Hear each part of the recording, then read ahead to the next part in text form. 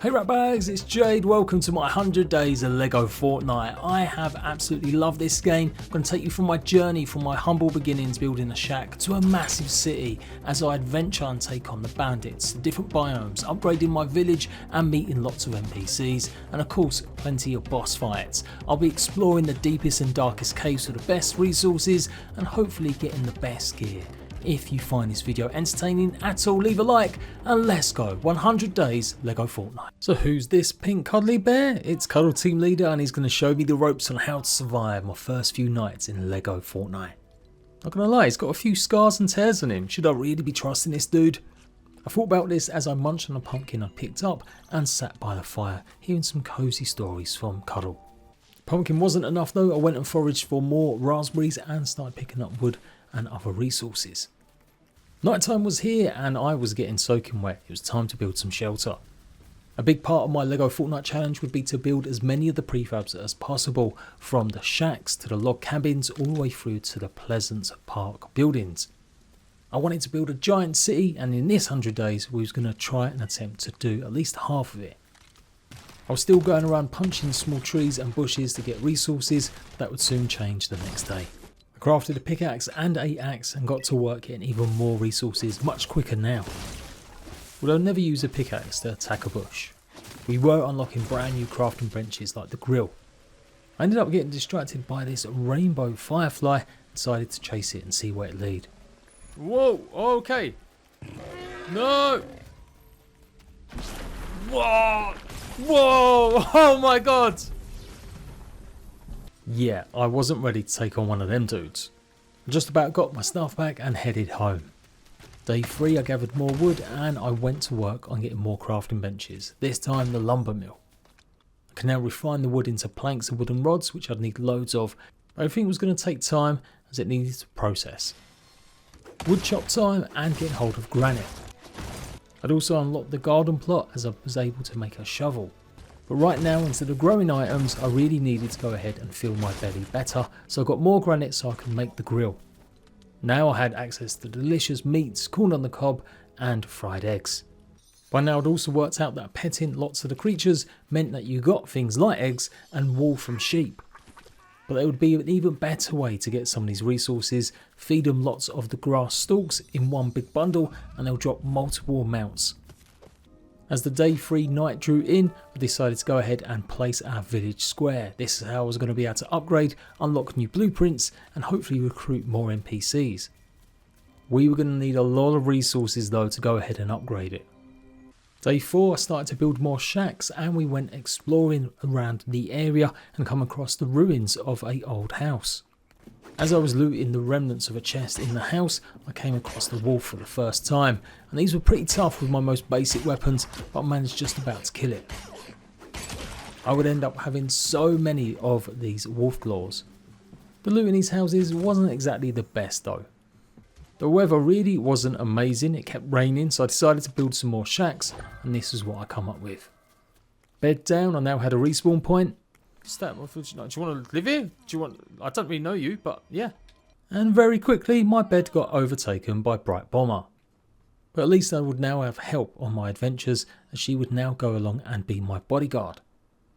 It's time for an initiation ceremony to go out at night and take on some of the harder skeletons that I've been too scared to face on my own. After this we went home and I started digging for dirt, as I was going to need it for my farm crop plots. Day 5 I started placing the crop plots down and tried to work out if I could just put a pumpkin in the ground and maybe grow it. Duh, I would need seeds. We also upgraded our village for the first time and I went and made the spinning wheel. Let's put a noisy structure right inside the base. There we go. I can now refine a lot of the silk and make cord and get myself my first ranged weapon, the recurve bow. And I got myself my first shield as well. Also made sure Bright Bomber had enough tools and equipment before we were surprised by a hello from this guy. I tried to get him to join my village, but it hadn't been upgraded enough. We need to get more upgrades to get another NPC slot, so that's what I did on day 6. The Yussels finally joined us and I set him to work chopping down some trees. Another rainbow moth appeared, decided to chase it and pray that I didn't get wrecked. It brought me to the same spot. There wasn't any actual loot. What I did find was these little dudes. Give me some good practice to use my crossbow, even if I still wasn't necessarily doing that much damage. Now, stupid me thought that this llama was a special kind of chest. I didn't realise I had to hit the llama. Yes, I'm a FORTNITE noob. At least I didn't miss out on getting the pepper seeds, which we'd need to go and explore the cold later. Eat peppers raw and gives you 2 minutes, but burgers give you 10 minutes to survive in the Frostlands. No, the seeds, that's it, I got seeds. I just realised that's different from the fruit. I would make the worst farmer going. Day 7 I spent picking up some poo and finally spotting some cows. Come here, little mummy milker. The weird butterfly once again brought me to this location, and finally there was actually loot here with some much more needed seeds, and I knew what to do with them this time. It's nice to have a good crop of everything, but slackberry and snowberry are probably the 2 early important ones, and the chili ones if you found some. I'd come across some of the shakes I'd be making a lot of later inside more loot in another house. Spent the rest of the day building up another part of my shacks, and then went and took on a first roller. These guys lurk in the grasslands and they're pretty tough to beat unless you go ahead and block them when they roll at you, then they're even weaker for any melee attacks. The Bright Bomber was pretty handy here and helped me take it out pretty easily. We got ambushed by some wolves as well, but again with my helper it was definitely becoming a lot easier to run around and explore. I also found a variant, a sand roller. These guys were a little bit tougher and could hurt a little bit more, but both of us pommeling on them, it was easy to get the sand shell. Not so easy was a desert wolf. These guys can sometimes patrol along the shores at night time, so they are really tough. And this time Bright Bomber couldn't save me. Oh, no. Oh! Running back over to get my loot, I come across some pirate skeletons, and these guys were a little bit tougher, but they dropped a crucial ingredient if you want to make dynamite: blast charges. Day 8 was beginning, and on the way back home we come across more of the rollers, and I did a bunch of the shells that these guys dropped to go ahead and get more upgrades and more workbenches. Now I can make uncommon tools, as well as unlocking more charms which would give me better defense. But I still needed so many more resources first. The rest of the afternoon exploring, I came across some bandits, but with my ranged crossbow they were no match until it broke. And these guys with the funny helmets, I swear it looks like a cake, they were pretty tough. I just about defeated them and we went and checked out the loot. Yeah, not the best. What was good though, I found my first cave. Every biome from the grasslands to the frostlands and the desert has some of these with rare resources that you can only get with certain upgraded tools. Luckily I'd got an uncommon axe, which meant I could go ahead and get some of the knot root, but I couldn't get any of the marble that also was in these caves, as that needed some of the knot root itself to go ahead and make the pickaxe. Also discovered slurp mushrooms. These would help us regenerate our health. But you couldn't eat them raw. I guess they were maybe a bit too magic. We'd have to mix them and make them into an actual drink. And yep, my pickaxe wasn't strong enough to take on some of this marble. There are quite a few skeletons in here and more of the rollers, so it was a good place to come to actually farm some of the shells. But I really needed a decent weapon. I was using my tools and they just weren't doing much damage. By the time I got out of the cave, it was now day 9. I spent the day gathering more resources, cooking up some meat on the grill, and with all that knot root I'd got, I can now go ahead and upgrade my village to level 4. Replenished my tools and got myself a decent weapon now. No arachnophobia mode needed for these spiders, they're kind of cute. And we come across this strange statue that had a chest, what I hoped would be good loot, and of course pretty disappointed. Then it was back to the caves to get hold of some of that marble at last, unlocking all brand new recipes and more of the knot root. Day 11, another shack built, and we unlocked the stone cutter. Now I can make granite and marble slabs. I'd also unlocked the ability to make the grain mill, so we'd be able to get more seeds, and the juicer. Back to the caves on day 12, before I took on some bandits that I really maybe shouldn't have. The ones on the coast were a little bit tougher, and this bald-headed pirate just wouldn't stop coming. He was something like the Terminator, and yeah, he ended up doing me in. It took me a while to get my loot back. I'd been confused by my exit out of the caves, which actually had another entrance, and then I got stuck fighting even more bandits with no weapons and no heals. but thankfully just about made it back to my loot. Oi! Revenge completed, time to upgrade my village to level 5, unlocking more log cabins. I had enough resources to go ahead and make the juicer now, and I started getting all of the nice heals that would keep me alive a bit longer, as well as give me protection in the desert. I went for one more roam along the coast, trying to get enough of the sand shells, and took on more of the sketty pirates. There was quite a lot of them, but again Bright Bomber was coming in clutch. After all that adventuring, it was time for the farmer's life, as I put up some protection around my crops as the chickens kept eating them. I was getting a nice good mix here. It was about time I started putting a few walls to hopefully give me some more protection around the village. Day 14, it was time to set out and hopefully find the desert biome. I came across this bandit outpost and got really good with my bow.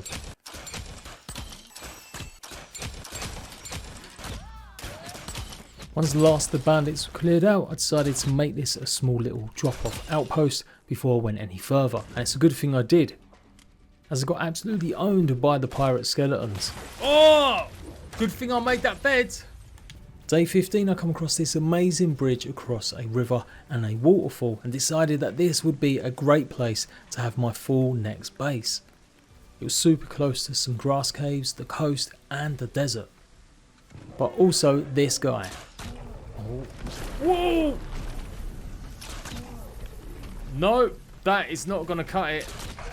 I was definitely going to need some upgraded weapons to take on one of these, and in fact I wouldn't be able to beat one until much later. In the end I ran away and he pretty much left me alone. The desert had plenty of resources that I didn't have enough of an upgraded weapon set to get, and I had some fun on one of the geysers. These would definitely come in handy once I got my glider. The snowberry juice was coming in handy, giving me 10 minutes of extra protection in the heat, and I found more ruins with lots of loot inside. Took care of some more sand rollers, and high in the canyons against some of the cliffs there was amber deposits that I was able to get with my uncommon pickaxe. Nice! Alright, well at least we can get this. Picking up enough pieces unlocked the gem cutter. I spent most of the evening and through the night when it was a bit cooler in the desert gathering more of the amber, and grabbed any loot we could find in the shacks as I went home. Day 16, I got home and upgraded our crafting bench again, and now I had access to rare tools, most important of all a rare axe, as this would help me get some of that cactus and what it gave me, which was flexwood. I really hadn't spent enough time getting some of the charms, and that's what I would vow that I would try and do in the future. Snowberry juice was great getting around the desert, but I knew that the caves would probably be a bit hotter, so I was going to need the cool-headed charm. The next 6 days I spent getting more reinforcements all around my little village, although I did have a few mistakes, putting my fence gate round the wrong way. But eventually I managed to sort it out and just about get walls all around. I'd needed more resources, so I headed over back to one of the grass caves and picked up lots more of the marble and the knot root so I could go ahead and upgrade my village again. I was starting now to unlock lots of the pleasant buildings, and this is what I was going to hopefully build my town out of later. And again I was upgrading my weapons. Day 23 I spent combing the beach for more sand shells and got ambushed by more wolves, and it really was becoming a bit easier in the game now with some of these mobs. Yeah, okay, maybe I still needed to practice my combat. Ran back over again and got my revenge again. Carried on exploring the desert at night time and spent most of the night gathering more amber. In the morning decided to set up another village. I'd left that bridge idea for a while, and I figured it would be making more sense to have one right in the desert, and I knew it would unlock brand new blueprints. If you didn't know, this is how you get the castle blueprints unlocked, by upgrading the village in the desert. But that happened. I had a nightmare getting back to my loot. For some reason the bed outpost that I'd made was gone, and I underestimated the small little shell guys as they done me in again. But this time I used my big brains and decided to take some of my crafting benches with me, making life a lot easier eventually when I did make it back to the desert. But it was really tough going. I had so many enemies appearing, nighttime was falling, and I was really struggling. Luckily a sand wolf managed to kill some of the skeletons. I got back my loot and I managed to take them on, eventually helping Bright Bomber defeat these two. But honestly, it was pure chaos. I just didn't have enough good weapons on me. I didn't want to use up any more resources crafting new stuff, so I wanted it for upgrades. But eventually we made it through the pirate skeletons and another desert wolf. So day 25 we made it back at last. I went and destroyed the village that I'd placed, as I figured I had a better location in mind, a bit more flat. But it was really hard to actually place it down. But eventually we got it and I set up my new camp, upgraded my bench and getting better tools. Now I had a rare axe, I could go ahead and get the cactus and the flex wood. Meaning we wouldn't be too far off, hopefully being able to explore eventually some of the desert caves once I made the pickaxe. I was being a little bit indecisive about exactly where I wanted my base. I tried a few locations before deciding actually the bridge was probably going to be the best spot. The original idea was that I would renovate this bridge and make it into a proper fortress, but then I ended up switching, deciding to make a massive city instead, but this would become my main base for a good long while. Rounded off the evening going exploring and taking on more of the desert creatures, but again I got slaughtered by one of these bandit skeletons, but thankfully I respawned at my new base. The next 2 days I went back and forth between my previous base, taking all the most important resources and ingredients, and set to work renovating the bridge for now to give me more space and put all my crafting benches and storage down. Day 29 I spent most of the day gathering more resources and moving my base slightly around with the village square. Luckily it didn't get rid of all my upgrades. Day 30 I crafted my loom for the first time, as I'd picked up enough of the sand claws and plenty of the flexwood and flexwood rods. This unlocked the glider, which is one of my favourite items in the game, alongside the grappler. I was running low on more marble and knot root, so it was a trip to the regular caves on day 31. Day 32 I went and upgraded my village once more, and I started thinking about what other stuff I could craft.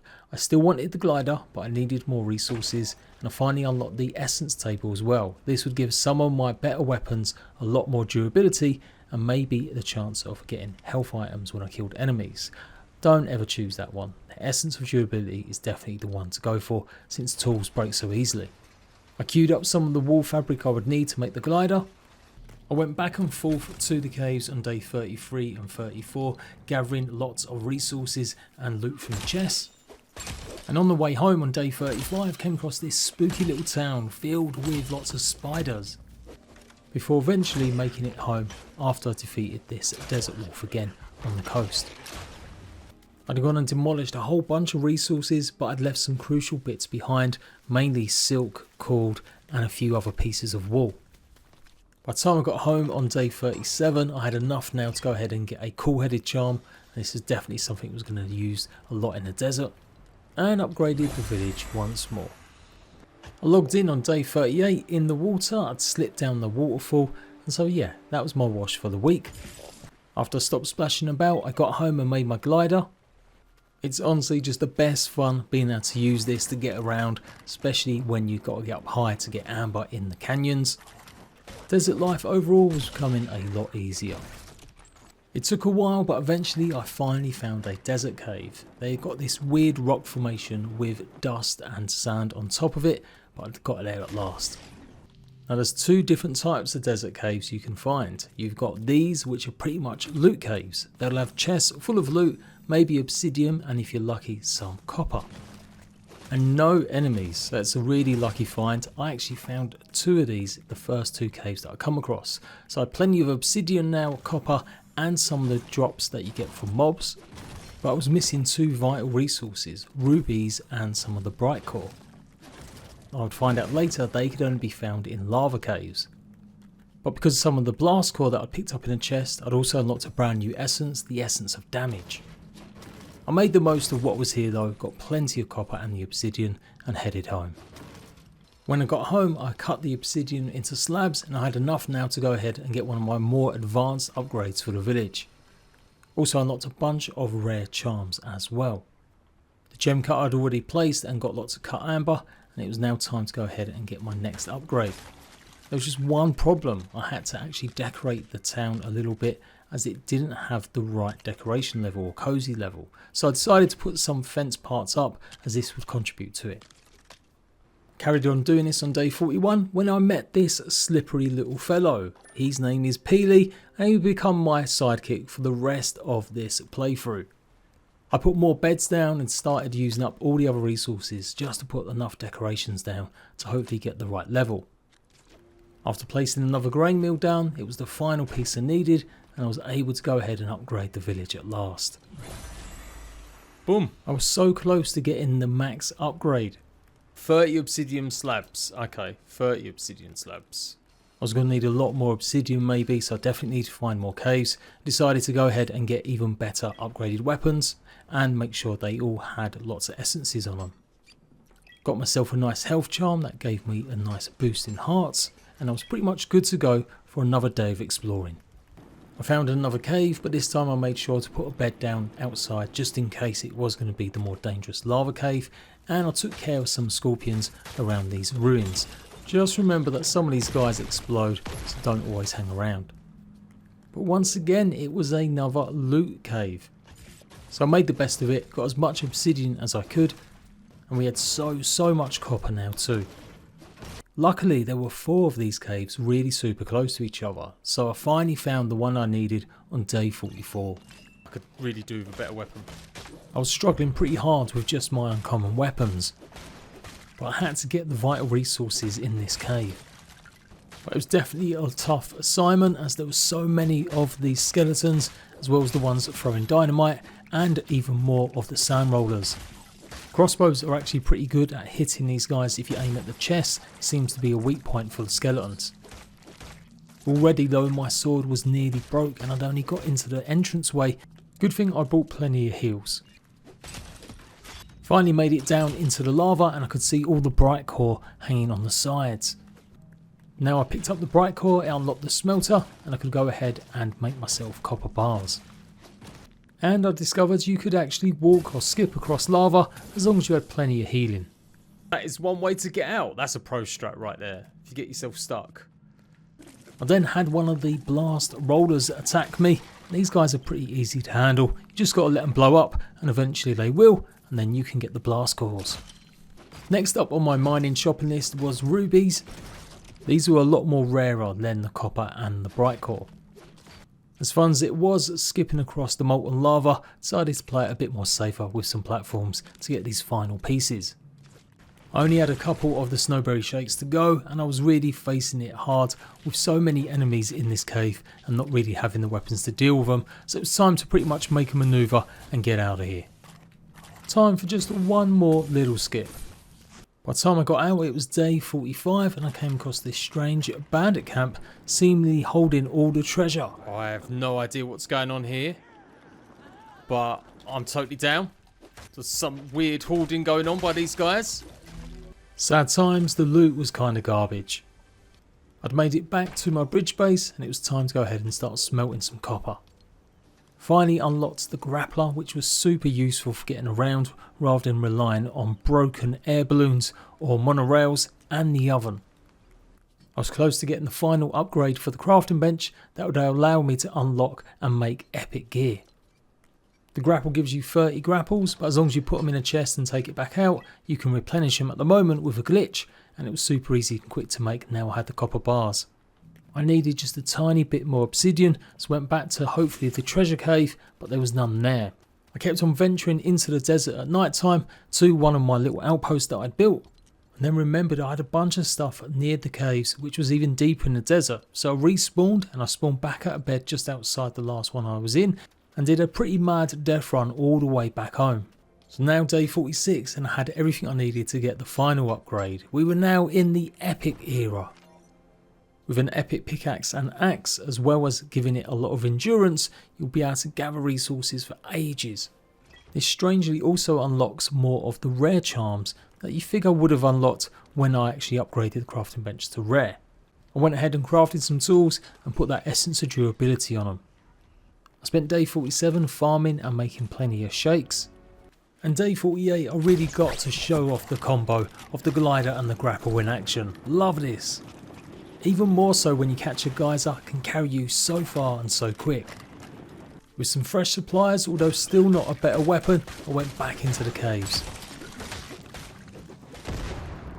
The grapple honestly was making it so much better and easier to get around and hopefully get some of them rare resources.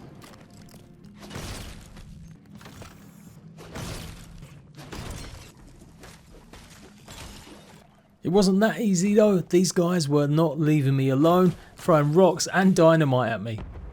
I tried fighting fire with fire, but it didn't seem to be doing as much damage to them. Oh! Thought I was dead then. Okay, let's go, let's go, let's go. Woo! Woo! Woo! Woo! Run! Run! Run! Oh! Oh! Oh! Quick! I had no more snowberry shakes, so it's probably time to get out of here. Oh. Once I got home, I suddenly realised that I would need to go to the Frostlands because I was going to need some of the frost pine. I had to make sure I was well prepared, so I made a bunch of spicy burgers, made the oven. This was a game changer, having foods now that would give me over 20 hearts.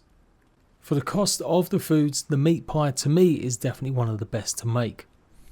I finally went and made a rare long sword, now I had more materials, and boosted it with some damage and more endurance. The last crucial thing I would need would be an inner fire charm to brave the cold.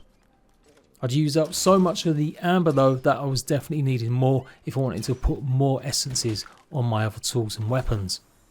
So it was back to the desert one more time before heading off to the cold. Now the cold biome wasn't that far away, and so I managed to get some of the frost pine fairly quickly and easily. Although I did run into some of these bandits after getting quite a bit of wood. And boy, it really starts to ramp up the difficulty once you make it into the Frostlands. These guys were no joke. I'd managed to craft a rare crossbow, it certainly was helping. Even with an inner fire charm as well as a burger, nighttime was really cold. I kept on harvesting and gathering plenty of resources all throughout the night. We were now over halfway through the 100 days challenge, and I decided to put a village down in the cold biome and see if it would start unlocking stuff. Hey, there we go, love it there. I then headed home with plenty of the frost pine wood. I wasn't ready yet to try and find any of the Frostland caves or tackle some of the higher mountains. Crafted some of the rods, and now I had enough to make my epic pickaxe.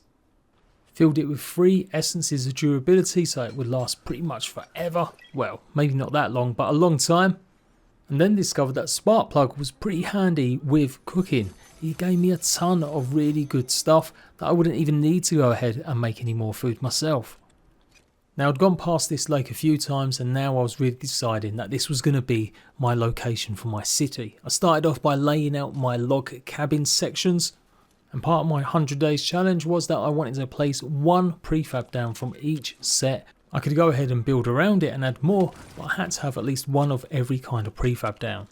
And that's what I spent the next couple of days doing, just gathering wood during the day and other resources, and then building and finishing off my log district.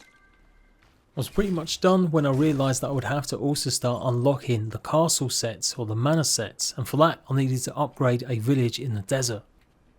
I just placed a few key items down and got myself a nice introduction to this guy, Rex, when we were rudely interrupted by one of the desert brutes. These guys are definitely a lot tougher than their grassland counterparts. I was doing all the ranged work and PD was going ham. With my ducking and dodging, I thought I was actually going to defeat it. This guy spit so hard, it literally just done me in. Although I didn't really have a lot of hearts, I just about managed to avoid the first 2, but the third one, yeah, it got me. One good thing, by the time I returned, Peely had actually managed to defeat it. Now I'd started to realise that I had also forgotten to upgrade my original village on top of my bridge, and I was missing some of the pleasant, more modern homes.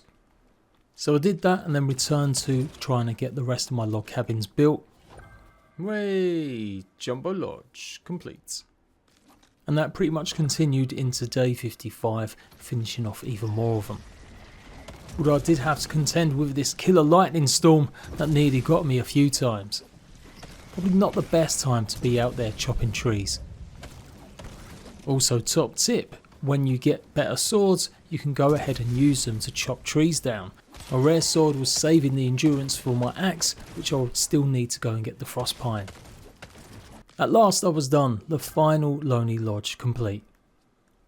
Placed a couple defensive positions down and then went to work on my desert village, trying to get as many of the unlocks as possible by decorating. And yes, I made a big mistake here. Placing all these decorations down just to try and kind of cheese and get to the right levels to upgrade wasn't the best idea.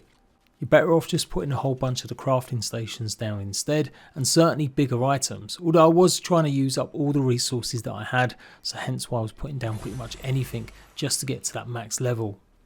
Of course, forgetting if I wanted these resources back once I'd done that, I'm going to have to go with a pickaxe and take down all of this. It took forever.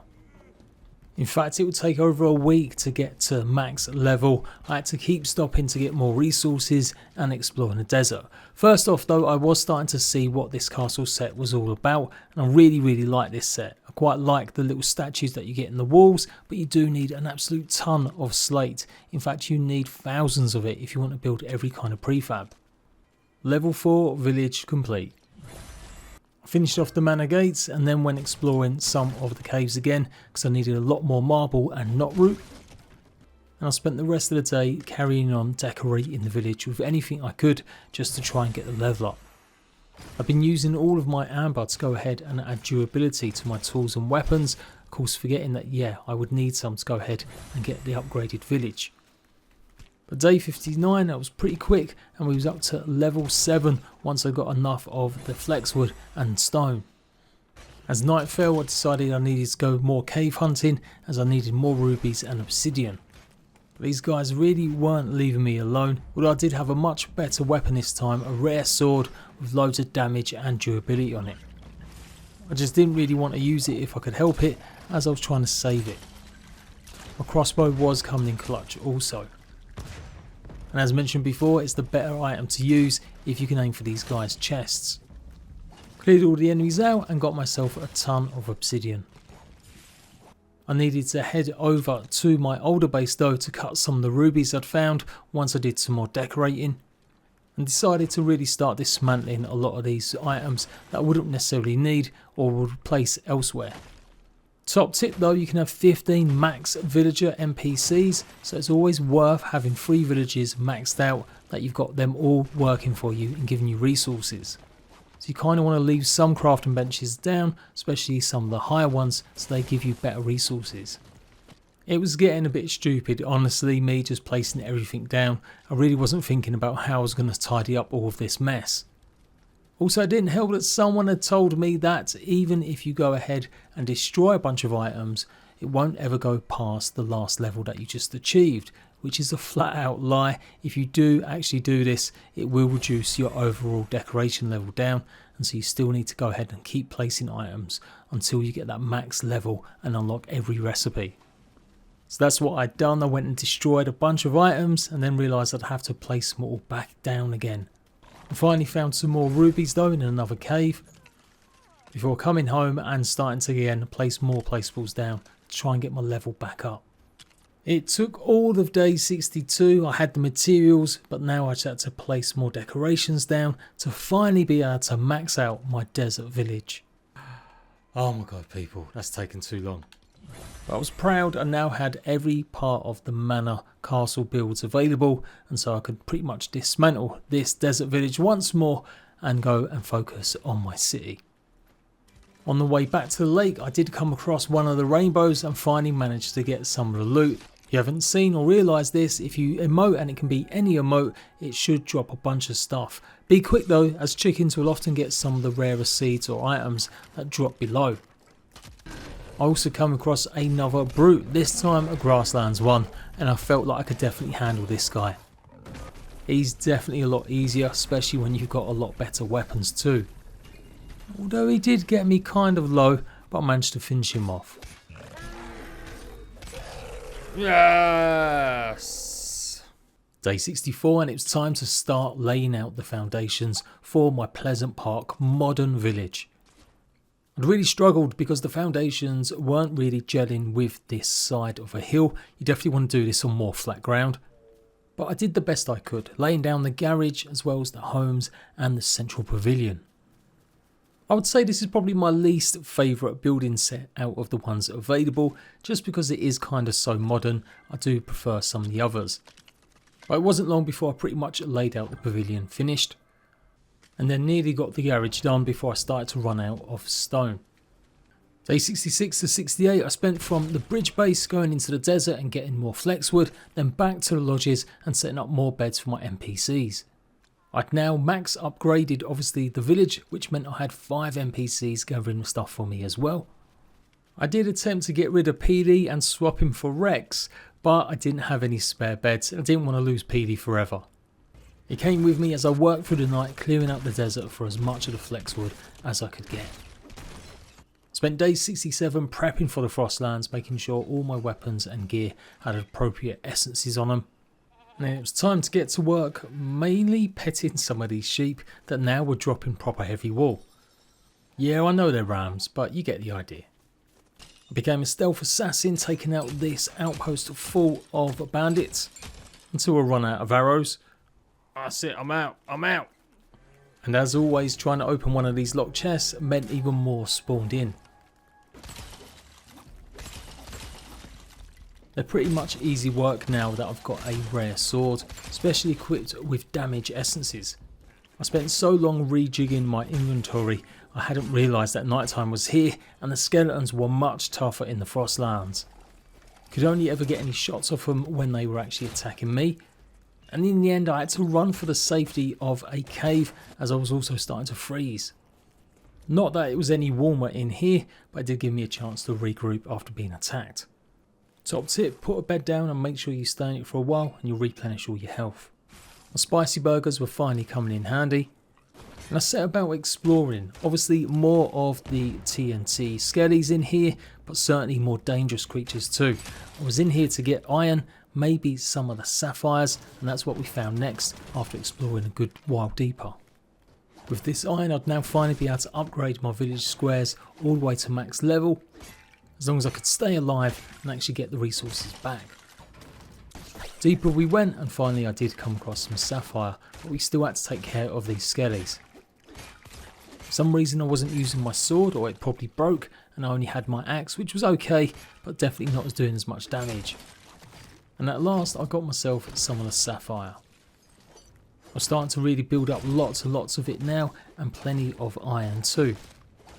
That's when I came across the cursed wolves, and yeah, these guys are no joke. Even at range you can see how little damage I'm actually doing. I quickly run out of arrows and figured it was time to be a bit more braver. At first these guys seemed pretty weak sauce. They were literally only taking a tiny little portion of my health. Then I got caught by a big attack and just look how much it took. No! At this point it was day 68 and I was in trouble. I didn't have enough resources or food on me to make it through the caves before I froze to death, and I couldn't get back to my gear. So I headed outside, regrouped, got some milk and some extra wood, and went back in and made lots of campfires. It took a few attempts, but eventually I got my backpack back and managed to heal up enough to get out there before the wolf chomped me again. Now I was fully healed, it was time to try it one more time, but this guy really was eating away at me, so I had to be super careful. But eventually me and PD, we did it. Now I picked up the cursed bone, I was able to go ahead and craft some of the more epic, rarer charms. Despite my fail in the caves, I still wanted to plough on and explore more of the cold. I knew that on top of the mountains there, I would find maybe some malachite.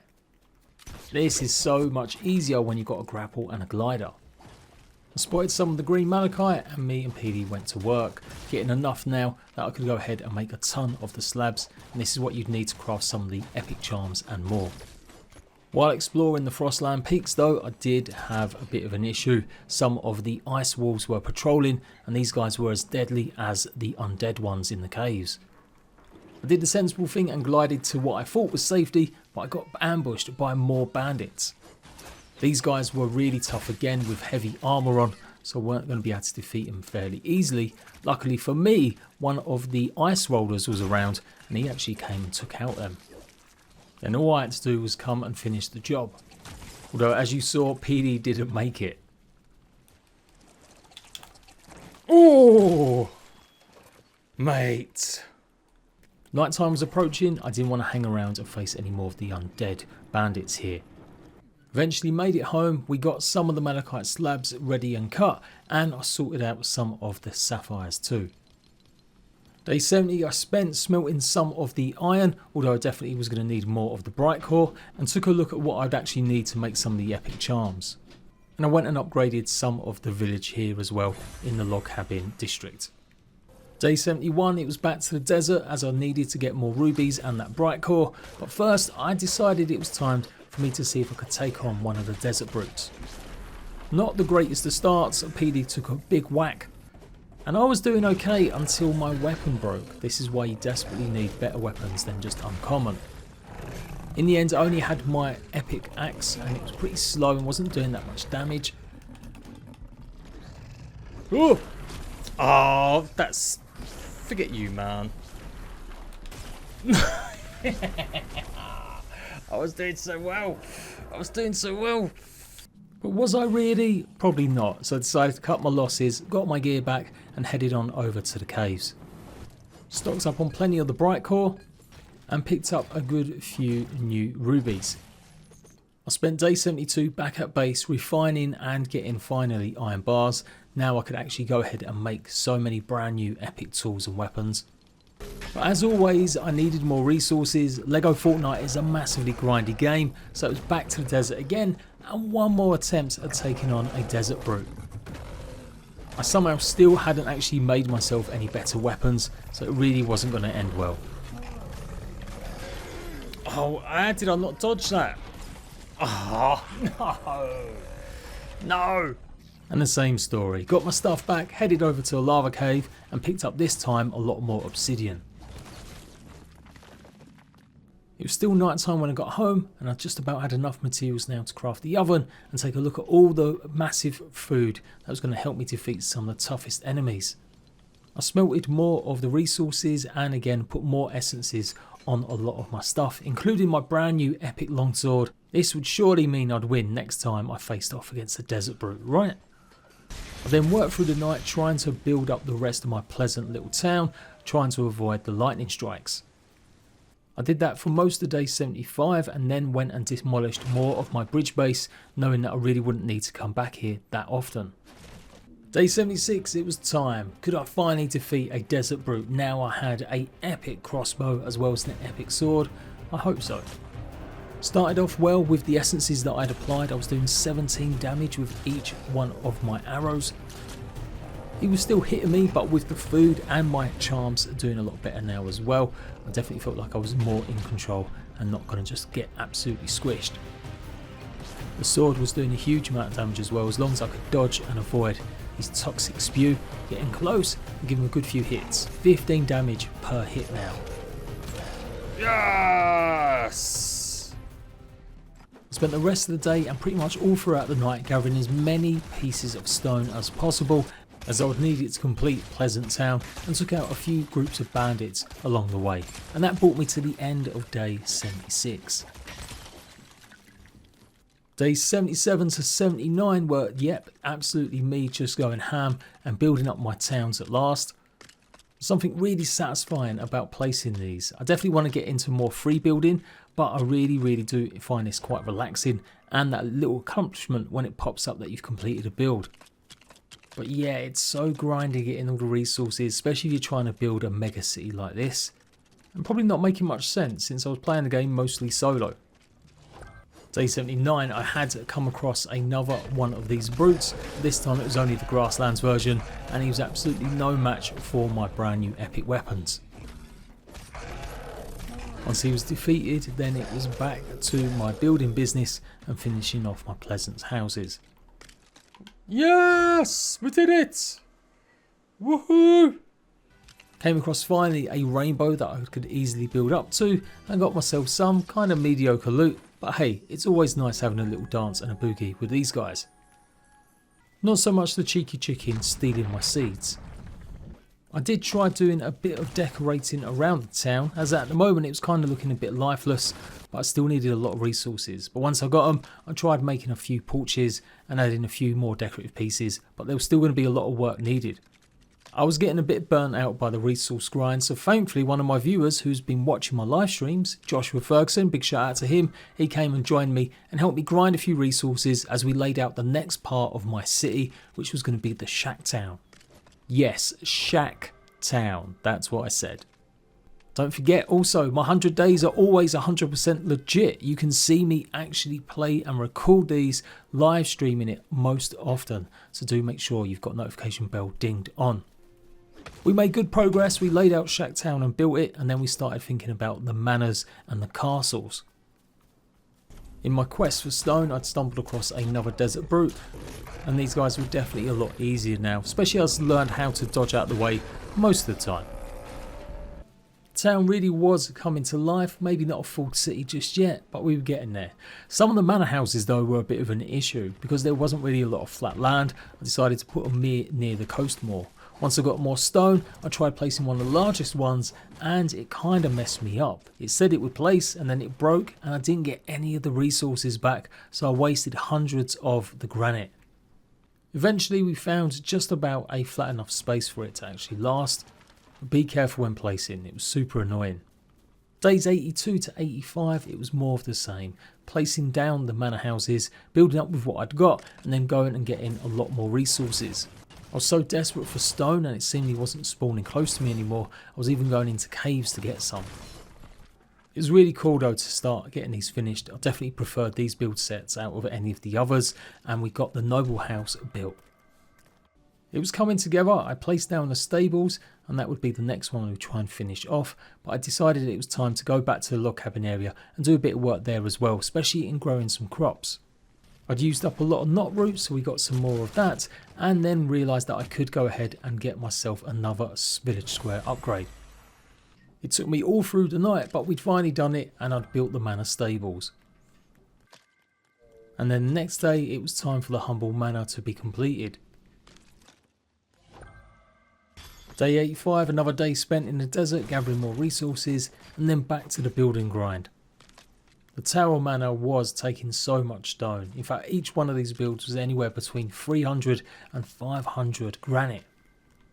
I really like this one. This what made me build near the lake was though it was a little island in the lake, and I always knew that I wanted to build some sort of castle tower on it.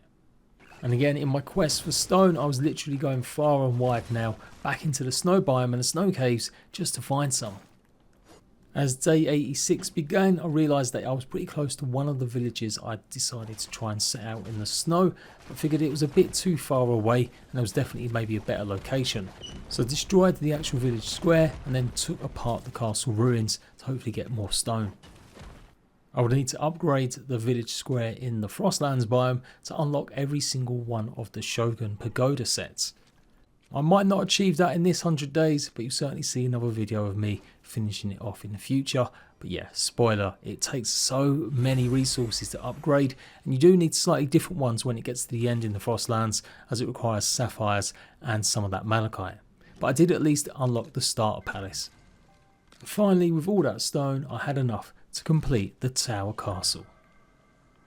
The view of the lake and all the different parts of my town slash city was really starting to come together.